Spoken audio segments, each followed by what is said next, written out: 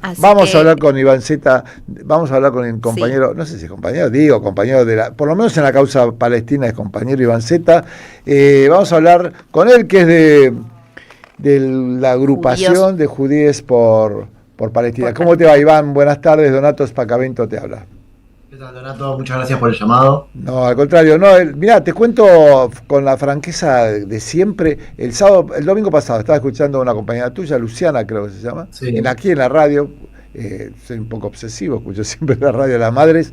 Y la verdad que me gustó mucho lo que explicó, me gustó mucho lo que piensan ustedes, que explicó lo que piensan ustedes, su posicionamiento. Y bueno, y quería aprovechar, bueno, y empezar a entablar una relación con ustedes como un poco también sean portavoces del conocimiento de la situación palestina. Así que bienvenido y te agradecemos mucho tu participación.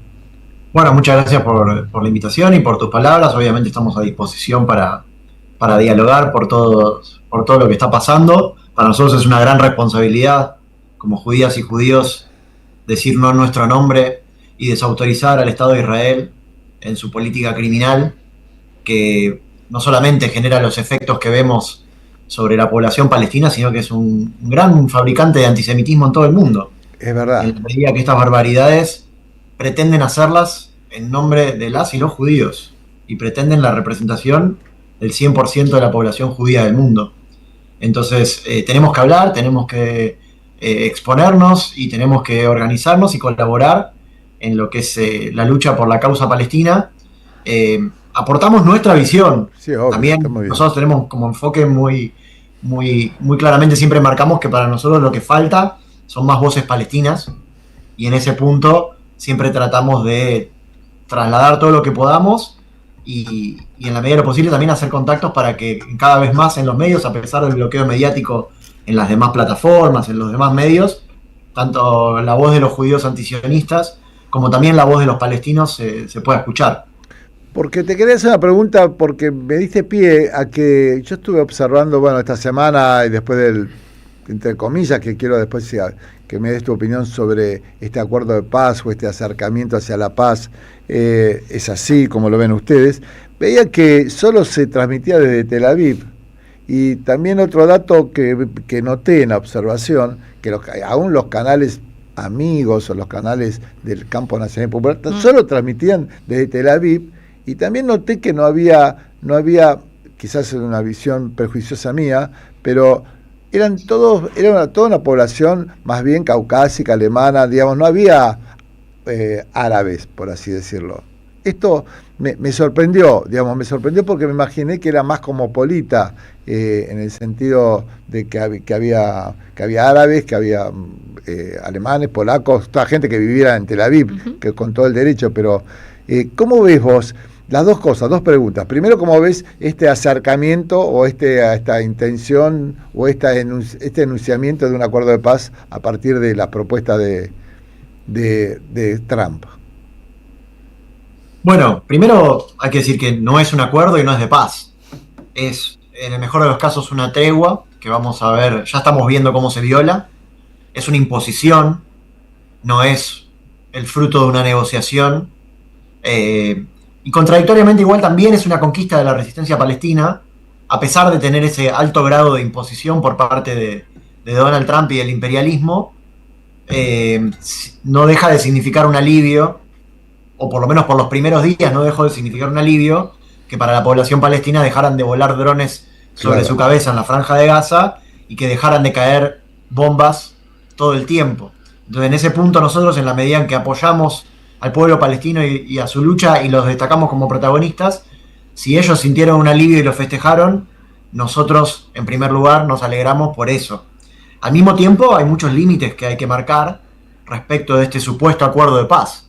Primero porque no hay ninguna paz, y si fuera a haber paz sería la paz de los vencedores, cuando el 90% de la infraestructura civil de Gaza está destruida y cuando las condiciones de vida para los palestinos se hacen imposibles. Y segundo, esto de que te decía que no es un acuerdo en la medida en que fue un ultimátum y quien firma un acuerdo con una pistola en la cabeza no está realizando un acuerdo. Acuerdo que por demás es precario por muchos aspectos.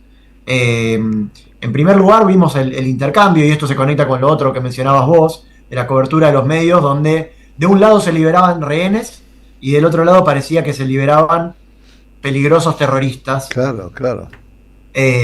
O prisioneros, en el mejor de los casos, cuando la realidad es que Israel tiene más de 10.000 rehenes palestinos en su poder, rehenes que detienen las fuerzas de defensa, las mal llamadas fuerzas de defensa israelíes, sin causas, sin pruebas, se le llaman detención administrativa. En todo Cisjordania, que es el otro territorio además de la Franja de Gaza, Claro. donde los palestinos viven bajo ocupación, el ejército tiene total libertad para hacer lo que quiera, porque hay un verdadero régimen de apartheid, y para los palestinos rige la ley marcial, no hay ley civil, no hay derechos garantizados. Y de hecho, en esta semana que pasó, los 2.000 palestinos que liberó Israel ya fueron reemplazados por otros tantos miles de detenidos que las fuerzas de defensa de Israel toman en distintas ciudades de Cisjordania, y que constantemente reponen ese stock para extorsionar, para amedrentar, para darle miedo a la población palestina de que el solo hecho de mirar mal a un soldado de la ocupación o de estar en el lugar equivocado en el momento equivocado te puede llevar a una detención sin ningún tipo de derecho y sin ningún tipo de causa, a una cárcel donde con seguridad te van a torturar, con detenciones que pueden durar hasta 6 meses, con renovación indefinida. Durante los primeros 3 meses no podés ver ni siquiera un abogado, y conocemos muchos casos de este tipo. Tanto Luciana como yo, a fin de agosto, estuvimos en un recorrido junto con otras organizaciones judías antisionistas por Cisjordania, y pudimos hablar mano a mano con activistas y organizaciones de la comunidad palestina que viven en Cisjordania y que viven bajo ocupación, y la realidad es que es lo mismo que vivir bajo una dictadura. Ellos deciden quién se mueve, cómo se mueve, tienen sus puestos militares, tienen sus muros, sus cámaras, tienen la ocupación militar, y los palestinos están totalmente a merced de ser detenidos en cualquier momento y de que sus derechos se violen. Iván, quería preguntarte, Roberto Vargas, mi nombre, un gusto saludarte. ¿Qué le pasa a la sociedad israelí para sostener tanto tiempo en el poder a una figura como Netanyahu? Porque, déjame si querés que te dé un poco de contexto. Incluso cuando hablas con judíos que supuestamente vienen del campo progresista, te dicen, bueno, él está muy acosado judicialmente, tiene varios juicios cruzados, la Corte Suprema de Israelí lo está por condenar. Ahora, lo cierto es que el tipo siempre zafa, y en sus alianzas con los partidos ortodoxos termina manejando la Knesset y termina imponiendo estas políticas de apartheid. Y yo sospecho, quiero que me corrijas si no es así, que en el fondo un componente bastante importante o muy importante de la sociedad israelí le da la venia, lo avala. Si vos te fijás, los partidos de izquierda, desde la creación del Estado de Israel, han ido mermando paulatinamente su presencia en la Knesset. Y ya son fuerzas marginales. Es decir, es como que es una sociedad que se derechizó, ¿no? Si vos te fijás, es el triunfo de las startups, los jóvenes de la tecnología, es una sociedad muy agresiva para sostenerse, para poder llegar y un poco pisarle la cabeza al otro, extremadamente individualista, como una sociedad muy neoliberal. No sé si es tu mirada. Bueno, que hay una derechización muy fuerte en la sociedad israelí es claro. Todas las encuestas dan una mayoría apoyando lo que sea que les pregunten relacionado con la limpieza étnica, con el genocidio, con la deshumanización de los palestinos. Hay toda una cultura construida alrededor de o negar la existencia de los palestinos o deshumanizarlos al punto de presentarlos como los nuevos nazis y como una búsqueda por generar desde la infancia misma de los niños israelíes, se les crea ese trauma del monstruo de los palestinos que los quieren matar, y se genera un estigma donde, bueno, todo palestino supuestamente es terrorista, todo palestino supuestamente es antisemita, todo palestino quiere matar a todos los niños, y eso va calando. Hay también un componente demográfico. Israel es un etnoestado supremacista, guerrerista, que constantemente, no es de ahora, de los últimos 2 años, que esté violando los derechos humanos de los palestinos y que esté oprimiendo a la población palestina nativa para existir. Y eso también determina que a lo largo de las últimas décadas una parte de la población más progresista o más, si se quiere, izquierdista, termina emigrando, no queriendo formar parte de una sociedad que se sostiene sobre la base de este régimen de apartheid y de opresión, al mismo tiempo que el componente demográfico, que los ultrarreligiosos de derecha tienen muchos más hijos que las familias más progresistas, si se quiere, o de otro tipo de componente más cultural y social. Pero déjame marcarte también que... Perdóname una pregunta. No es un patrimonio único de la ultraderecha el tratamiento que se le da a los palestinos, el establecimiento del Estado de Israel, la consolidación del Estado de Israel. Incluso dentro de los últimos 30 años ha habido gobiernos que no son de ultraderecha. Y el sionismo en su conjunto tiene una política colonizadora, tiene una política de desplazamiento forzado, de violación de los derechos de los palestinos. No es Netanyahu acá el problema. El conjunto del proyecto sionista, el Estado de Israel desde su propia creación, y se crea y tiene los primeros ministros del Partido Laborista, supuestos progresistas, con todo este cuento también de los kibutzim, de las economías cooperativas y de la vida en comunidad, y de que iban a construir el socialismo o el comunismo, y todo ese barniz progresista que Israel se dio entre 1948 y mediados de la década del 70, coexistió con la Nakba, con la catástrofe palestina, con el desplazamiento y las masacres que el Estado de Israel hizo para poder establecerse. Acá hay muchos sionistas que en el último tiempo se reacomodaron y empezaron a hablar de genocidio y empezaron a hablar de todas estas atrocidades, no para cuestionar el proyecto político en su conjunto, sino para hablar de la oveja negra, de la manzana podrida de Netanyahu, que el problema es la ultraderecha. Y no, acá es una política de Estado hace 77 años que el Estado de Israel oprime, humilla y le roba las tierras a los palestinos.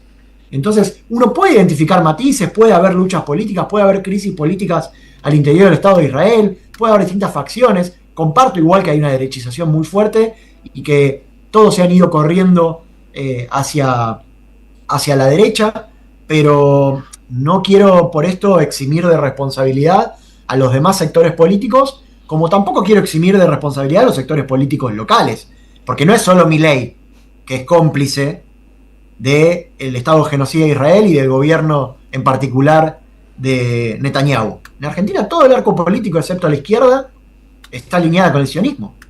En Argentina todos los candidatos para las elecciones comienzan declarando su lealtad a Israel y su alineamiento con Estados Unidos en Medio Oriente.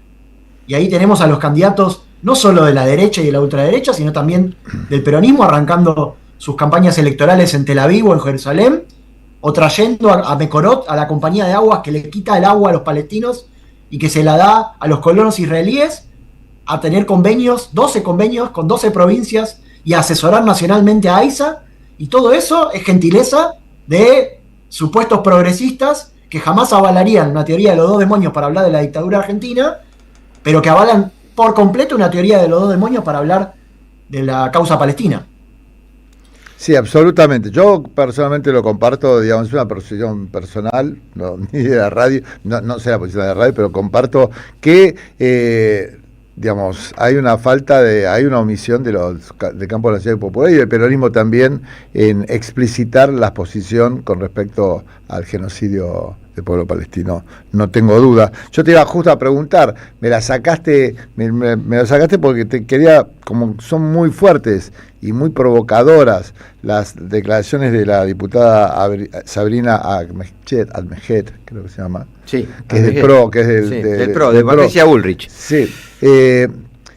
Si ustedes habían intentado hablar, digamos, como grupo, como grupo de la colectividad, si los había recibido, porque la verdad que dice cosas honestamente de un nivel de provocación que yo ya creo que no son, digamos, no apuntan, digamos, no solo apuntan a establecer un estado, un escenario así pro sionista, sino que también apunta a a generar una ira que no va bien, digamos, no es por ahí donde va. Me parece que tiene mucha mala leche, con perdón de la expresión, la diputada, y dice cosas que hasta son, como vos dijiste al principio, hasta generan en algún sector con menos acercamiento a la política, sentimientos antisemitas o judiófobos o que putean contra los judíos, porque mirá lo que dice digamos, porque la verdad que decir lo de que dice de Malvinas y lo que dice las últimas declaraciones por lo menos son casi como las de Karen Reichardt, digamos, son más o menos de la misma, están en la misma lógica, tenor. El mismo tenor de cipallismo, ¿no? También, ¿no? Muy cipayo. Cipayo, sí, bueno, pero ¿qué pensás vos? ¿Se pudieron hablar con ella? ¿Intentaron ustedes hablar con ella? No. Nosotros con Ahmechet no tenemos nada que hablar. No, ya sé. Absolutamente nada. Pero bueno. Ahmechet es una operadora directa del sionismo en la Argentina y es una fascista. Tampoco tenemos nada que hablar con los representantes que se autoadjudican la representación del pueblo judío en la Argentina, como es la DAIA. Sí nos dirigimos como agrupación a las y los judíos, estén o no de manera organizada en su comunidad, en instituciones educativas o religiosas, a que se cuestionen si el sionismo como ideología política supremacista y colonial es lo que quieren como imagen del judaísmo frente al mundo. Por ahora, tanto por condicionamientos económicos como por una presión social, hay una pretendida homogeneidad y un silencio muy fuerte por parte de la comunidad judía organizada, porque existe el miedo de que si hablas en contra del Estado de Israel o si te atreves apenas a criticar las violaciones a los derechos humanos por parte del Estado de Israel, vas a ser expulsado de la comunidad, vas a ser tildado de judío renegado. Bueno, ¿Y a vos qué te pasó en ese sentido? Judío autodiante, ¿cuál fue tu judío, portador de apellido, etcétera? ¿Cuál fue tu experiencia? También dirigimos a mucha gente que viene de familias judías y que a lo largo de las últimas décadas se fue distanciando y ha renunciado en parte a su identidad para no quedar pegado justamente a estas atrocidades del Estado de Israel. Y somos muchos los que en los últimos años decidimos recuperar esa identidad para justamente quitarle ese arma ideológica al Estado de Israel y para decir: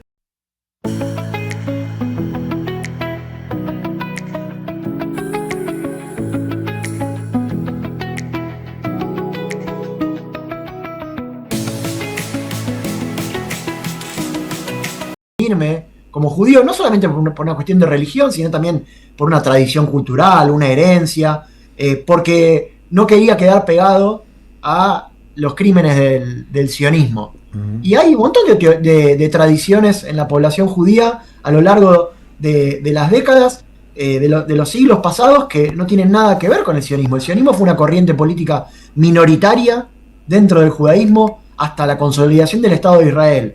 Y a partir de que empezaron a hegemonizar de a poco esa identidad, fueron intentando borrar la historia, y de pronto no existieron los judíos comunistas, los judíos anarquistas, los judíos humanistas, los judíos del Bund. Borraron el Yiddish, inventaron el hebreo, reinventaron el hebreo y generaron toda una cultura nueva para tratar de generar una idea de que el judío solo es judío si apoya incondicionalmente al Estado de Israel. Nosotros totalmente en desacuerdo, y no somos solo nosotros. Nosotros formamos parte de una tendencia mundial e integramos la red internacional Global Jews for Palestine, la red global de judíos por Palestina, que somos 25 grupos de 20 países, incluyendo Estados Unidos, Canadá, Francia, Reino Unido, Sudáfrica, Nueva Zelanda, Australia, hay en todos los continentes, y todos estos grupos conformamos esta red con la misma perspectiva, con la perspectiva de salvar al judaísmo del secuestro identitario que tiene el Estado de Israel y de militar y tratar de apoyar desde nuestro lugar la causa palestina por su liberación. Nada genera más antisemitismo que las Ahmechet de la vida. Sí, no hay duda de eso, comparto absolutamente, es así. Iván, el tiempo es tirano y la verdad que el primer encuentro que hemos tenido muy compartimos. Para mí es un gusto que puedan hablar en este programa. Que puedan expresar ustedes lo que sienten, lo que viven, sus ideas.